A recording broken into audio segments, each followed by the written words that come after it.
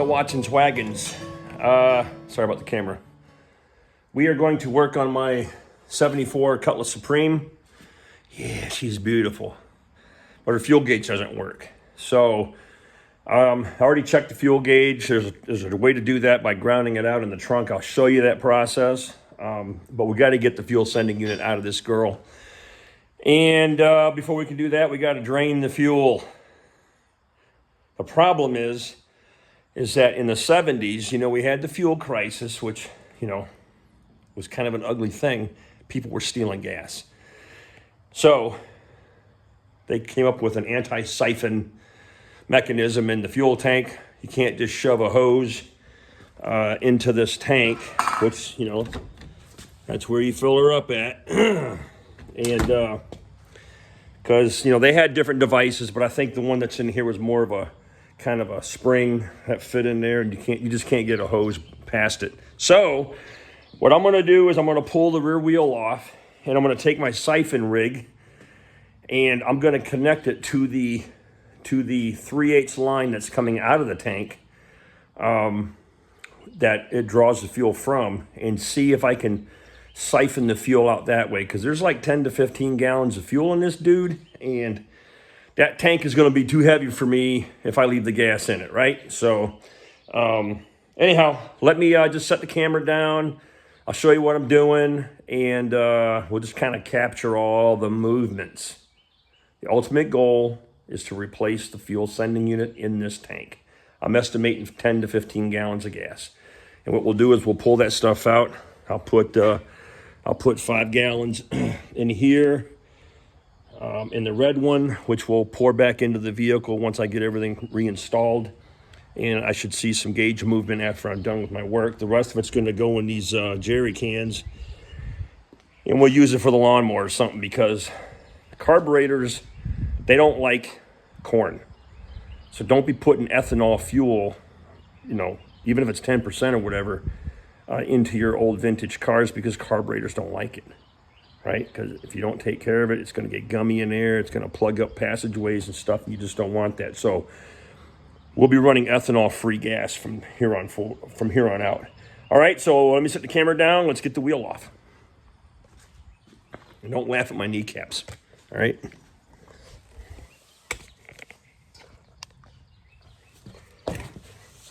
Get my handy-dandy.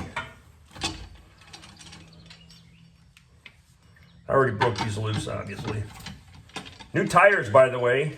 When I got the car, it had 205 75 or 14s on it, and they look really small. The tread pattern was kind of small back here, and the tire looked like it was way up on the inside. And so I put some 225 Cooper Cobras on there, and it really beefed them up a little bit. So I like how it looks. Car has a nice stance. We put new coil springs in the back already, just to kind of get back to its factory ride height. And I replaced all the lug nuts. So we're good there. All right, let's get this wheel out of the way.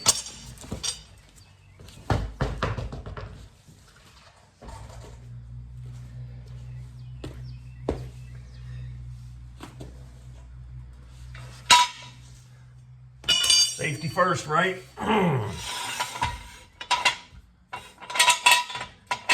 Get you some little extra insurance here in case that jack starts to settle. But the fuel lines are right nearby. And so what I'm going to do is go ahead and I'm not even going to fart around with the lines. I'm just going to cut them. They're going to be replaced anyways. And I'm going to put my siphon thing on there and see if we can get it to work. So I'll reposition the camera so you can see what I'm doing. So you'll notice that there's 3 lines under here, and things look to be pretty pliable. So I think I can get the clamp off without just having to cut the hose. I have no idea. I'm hoping that whatever fuel was in there has already siphoned itself back in. Looking at the pump in the images, it appears that the left one, which is the larger hose here, is the one that's doing the sucking. So anyhow, let's Let's see if we can do this without getting too much gas on everything, and see what we're dealing with.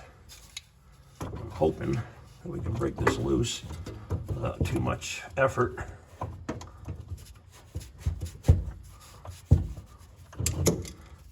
I'll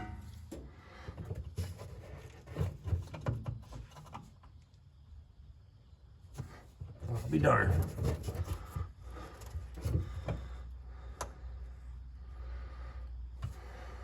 I'm really concerned about how much gas is going to come out of here.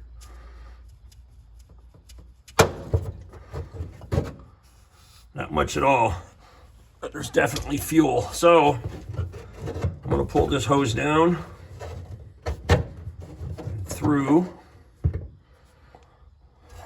and I just lost my light.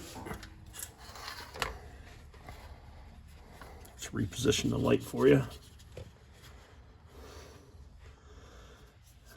And I'm going to attempt to hook up my little siphon hose deal. Perfect. I can't believe this is working so well. I'm going to slide that clamp over, make sure she don't come off. All right, well, it's hooked up to the gas tank. Let's go pump this thing and see if we can get some action. Well, that wasn't difficult. Let's see if we can actually get some fuel out of this thing. So, as you know, this pump right here, the inlet is on top, outlet's on the bottom. And we're just going to go ahead and stick this in here, and then I'm going to start pumping. And as long as this level is lower than the fuel level, we should be good, right? At least that's the theory.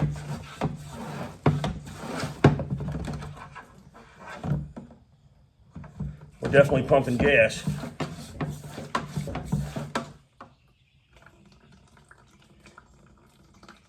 There it goes.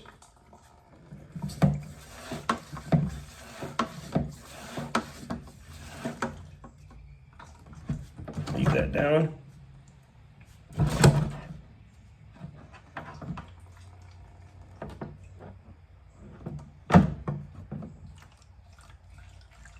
Can you hear that? It's working. Unbelievable. So I'm pulling it up through the sending unit tube and siphoning it right down into this container.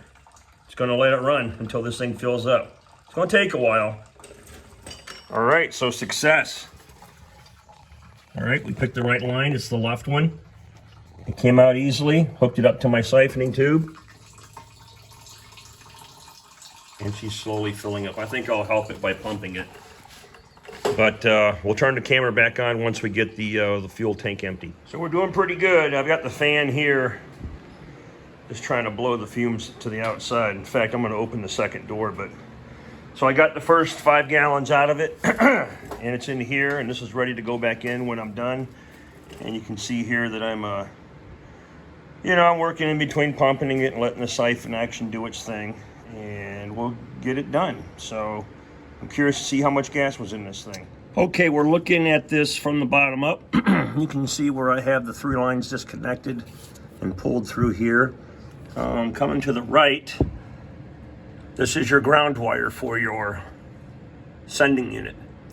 And before you can go ahead and remove that. I believe that's a, I don't know, like a 5/16 or something or other. Hang on a minute. What's that say?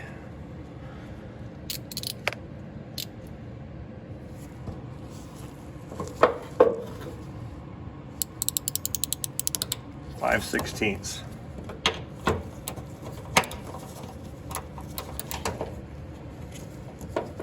Go ahead and get that ground strap off of there.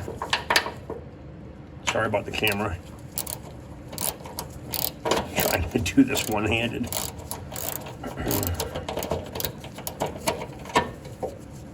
Now, just for grins and giggles, when I was checking the gauge, I checked the ground wire first. I wanted to make sure that I had a good ground. Didn't make a difference. In fact, when I was draining fuel, I went and checked the gauge. I turned the ignition on, and the needle actually went up in the opposite direction. So that's where we're at. I'm just going to put this little 5/16 headed deal right back in there. All right. So while you're under here, I've seen guys going after these freaking bolts right away with their impacts. And do yourself a favor and clean someone's goo off of here. All right. And then all you're going to do is drag that into the threads when you're trying to clean. You don't have to be all perfect with it. And then I like to use PB Blaster. Put a little penetrating oil on that stuff. Let it sit for a minute. And then we'll go after it. All right? You got 2 of these. One here. And one right there. Okay? These are your straps. All right. This is the fun part. And get you a little jack stand handy. And we're going to drop this down very slowly. I have my little Cobalt 1/2-inch drive. 9/16. See that little pre-work you do makes this real easy. Getting them threads cleaned up and lubricated. And you are going to need an extension because of this exhaust. All right, get on there, baby.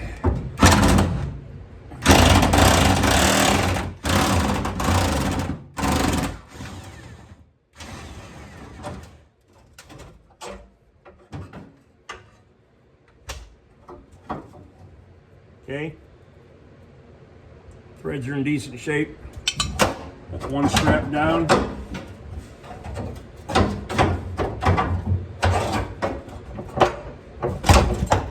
Tank don't feel that heavy. Let me get this hat off.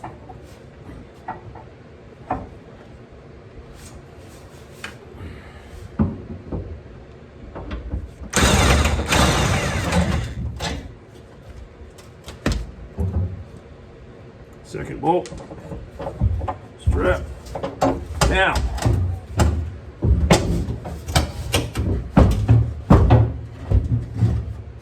you gotta reach up in here and disconnect the cable that's feeding the, I can feel it. It's feeding the gauge. That's the ground. All right, where are you at, baby?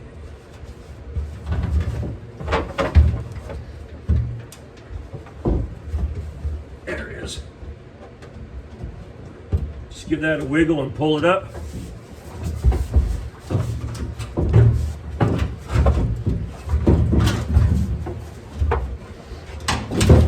And the tank is down. Yeah.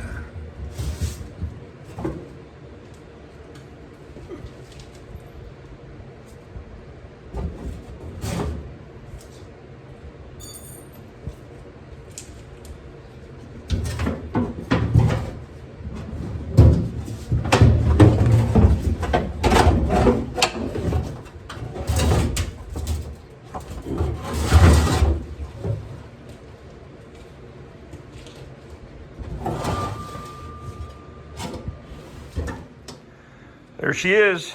That wasn't too painful. I don't see hardly any corrosion on this thing. So we're definitely going to clean this up before we disassemble these things. And here's the wire that leads to the trunk. It's just press fitted on. You can see here where it was smashed. So we're going to have to just make sure we got some voltage going through there.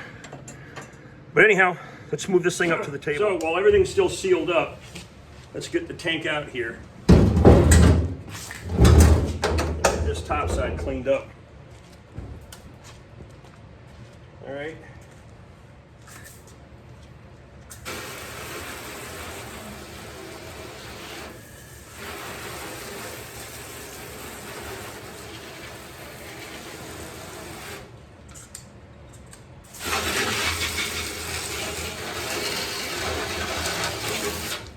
panic. They got rubber seals on here for a reason.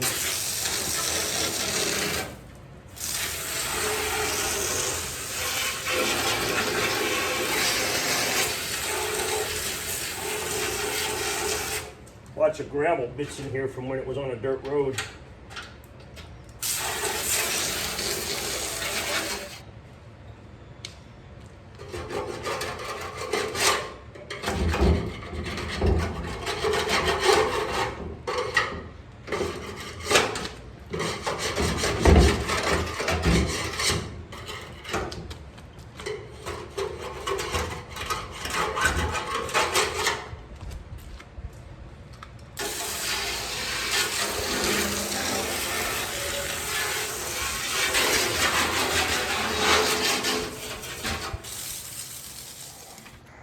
So here's the kind of stuff that's coming off of it.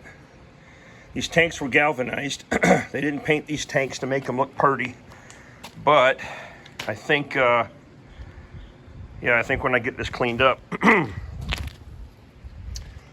we may use like an aluminum or a stainless steel paint just to give it a little extra love.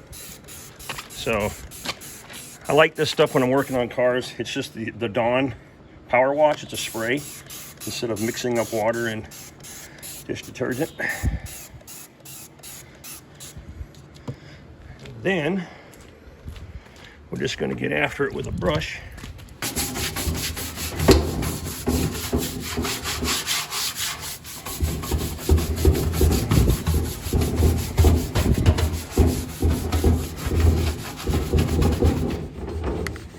Tell you what, man, for a gas tank that's 50 years old, this thing's in great shape. But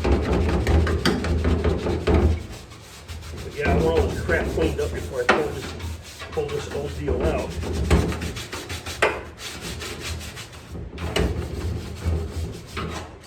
Or at least it's best if I get it. Yeah, look at that funk. Tank's in great shape, I'm just saying.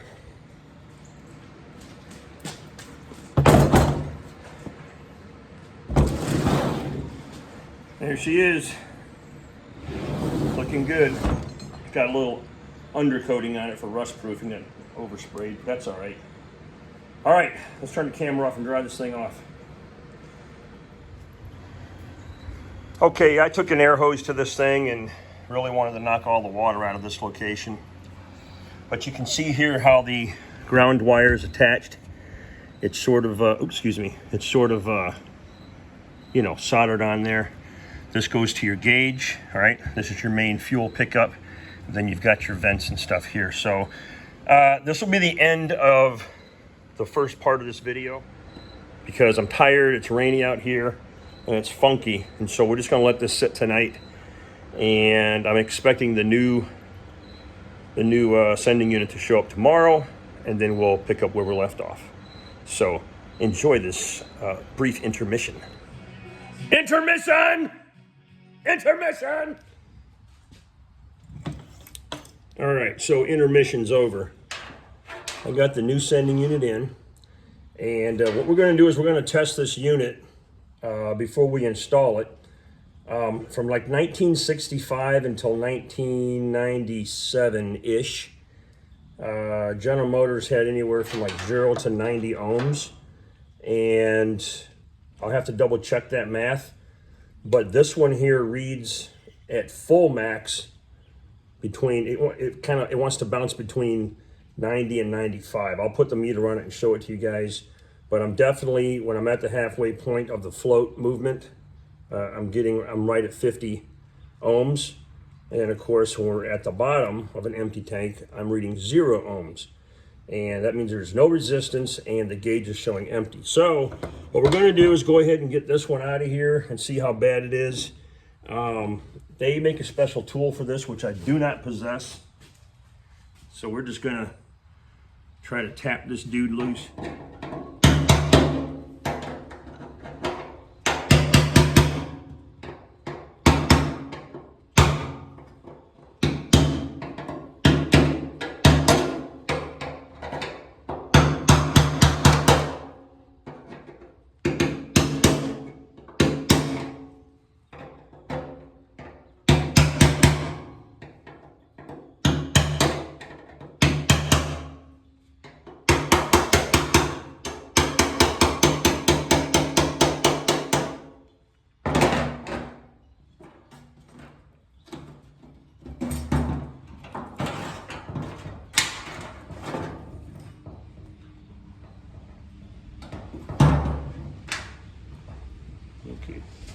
with little effort. There's no damage to the, of course I'm not going to reuse it. But yeah, check this freaking thing out, man. Let me get a rag, hang on a minute. I need a rag.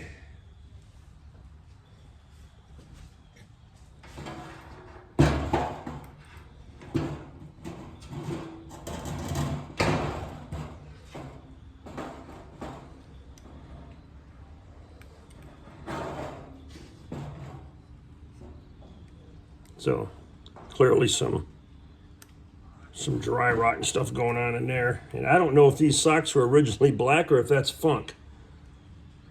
Some of you guys that are experts with General Motors products, let me know. But let's throw a gauge on it and see what happens. Let's give you a little peek of the inside here.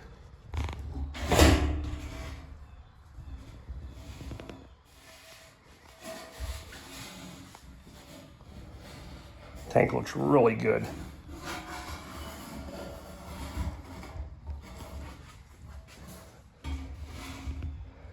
I wish I had some light in here, but oh well. All right, well, the tank looks good. I'm not worried about this at all. And I don't even see any sediment inside here. So we're good. All right, so we're checking the original unit here, and I'm just going to ground this thing out on the body. I've got it at its lowest setting. And you can see here, I should be getting 0. And I'm around 13 or 14. When I come to a full tank, I'm above the 90 ohm value that I'm supposed to have. So let's go right about half a tank here. And a half a tank, it looks like I'm pretty close. However, yeah, this is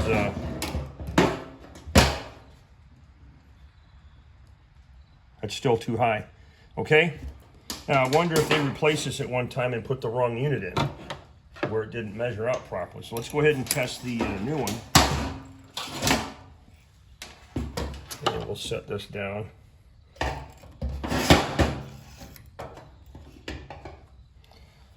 All right.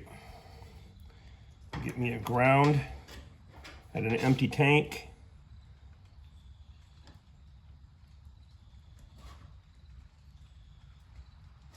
I don't have a good.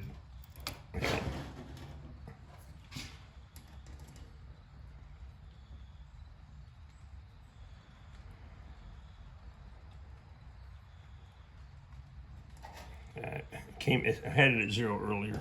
I must be getting a bad bite on the ground here. Hang on.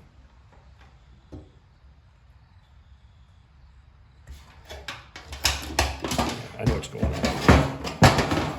Too much pressure on that arm. All right.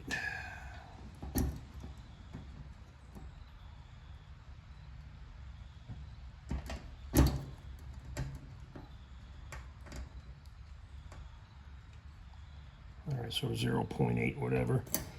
All right, let's go up about halfway. There you go, it's half a tank. Full tank, I should be getting about 90, 95.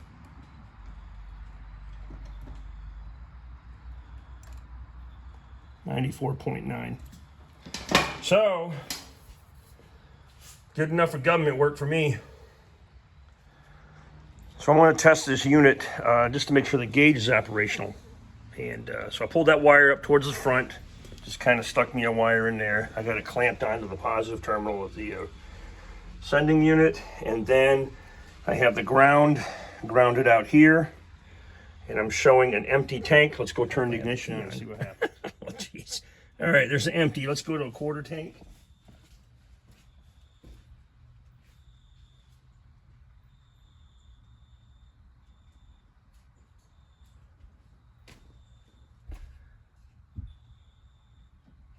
Go for a half.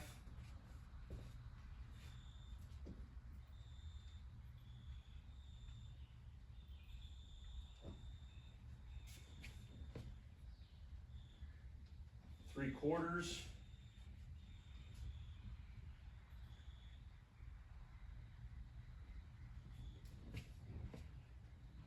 And full.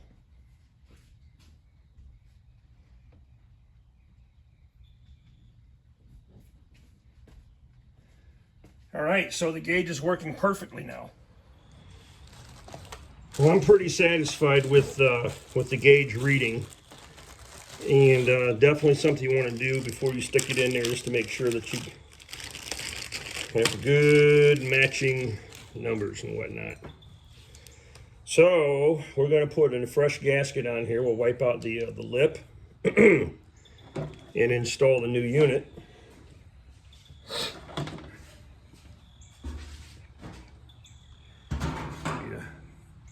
Old and new. And yeah, there's a little bit of funkiness there, but not bad. That's a nice thick gasket too. All right.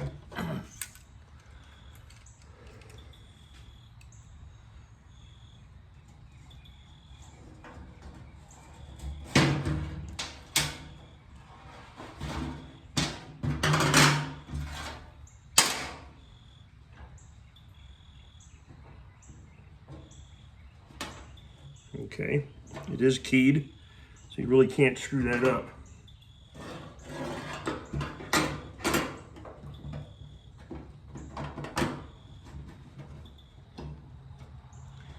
And we're just going to make sure that all those lips get started underneath.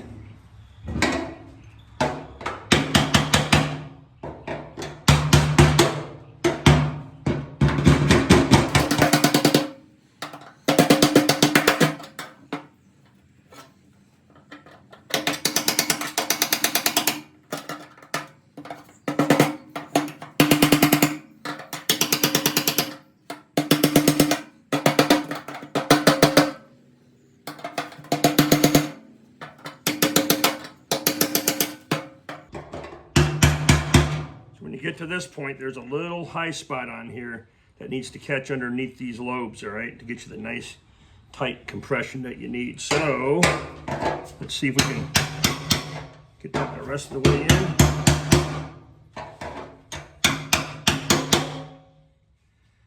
And we are seated. Beautiful. Now remember, the ground wire comes to the front. I don't know why they pointed it this way, but it comes to the front and up underneath to your body on this side. All right. So that unit went in really nice. Here are the lips I told you about. There's indentations on your ring. You need to make sure that gets seated underneath there. So, looks good. Nice and tight, nice thick seal. We got some fresh hoses. What you're dealing with is 3/8, 1/4 inch, and 5/16 on this particular model. And we'll go ahead and pre-install the hoses here, get them clamped up, and then I'll cut them to length based on what we pulled out, and then we'll install the tank. So before I reinstall the tank, I went ahead and just sort of got a damp rag and wiped these straps down on the inside and outside. Also up top, just to get any chunks out of the way that were up there, because the tank rests right up against that. I don't know why they didn't have padding there, but that's how it came apart. So let me get this tank in.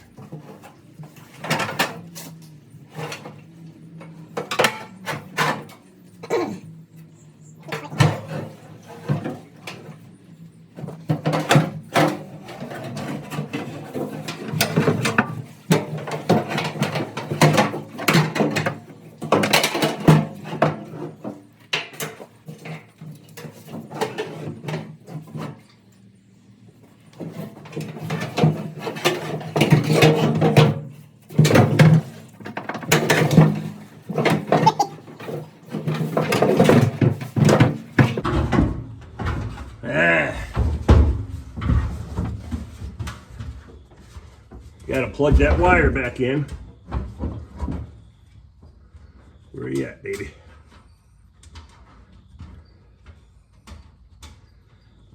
There you are.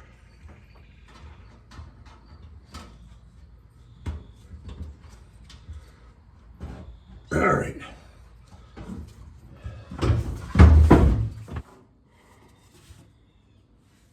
All right. Loosen it up just a hair.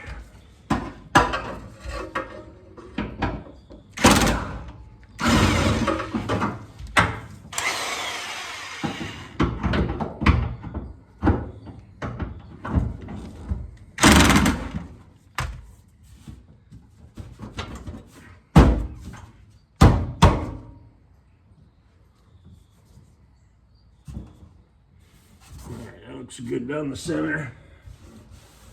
That looks pretty good. Carried away. Tighten that ground up and we'll check the gauge. I'll turn the ignition on before I get everything all snug, just to make sure that I got that top cable plugged in correctly, because you're really doing it blind. Okay, went up there, turned on the ignition. I'm good to go. Empty tank, empty gauge reading. Humma, humma, humma. All right, let's measure these things and clamp them in place. Then we'll add 5 gallons of fuel and see where we're sitting.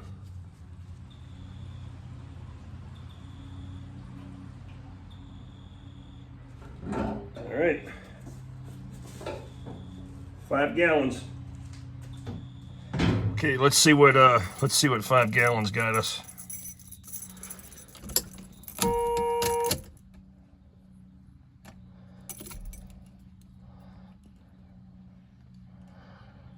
Quarter tank, really?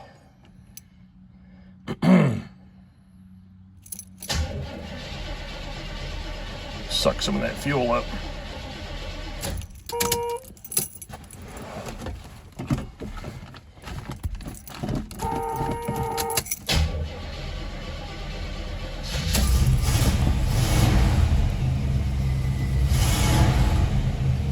All right, well, we're sucking gas. And 5 gallons is only around a quarter tank, which tells me that we got 5, 10, 15, or 20 gallon tank at best. Roughly 10 miles to the gallon, if you're lucky.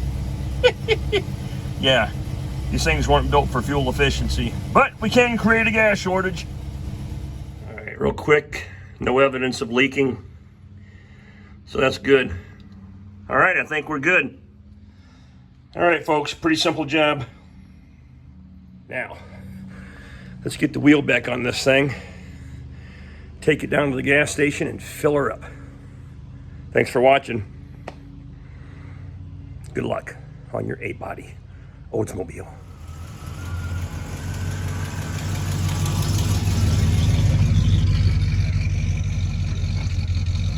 All right, added 15.2 gallons to the 5 that I already had. And we're looking good.